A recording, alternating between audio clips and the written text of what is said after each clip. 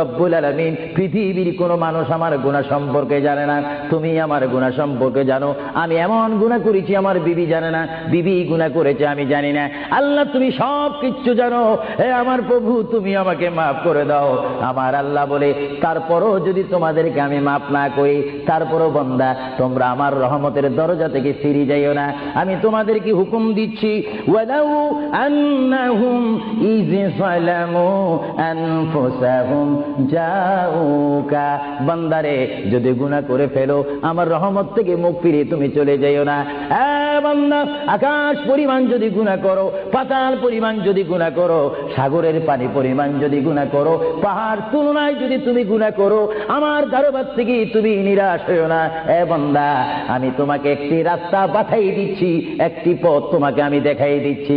সেই পথটি কোন পথ তোমরা জানো? ওয়ালাউ আন্নাহুম ইয যালামু আনফুসাহুম জাউকা, বান্দারে যখন তোমরা বরবাদ হয়ে যাবে তখন তোমাদেরকে একটা পথ আমি তোমাদেরকে দেখাই দিলাম, সেই পথটির নাম হচ্ছে আমার রাসূলের মদিনা।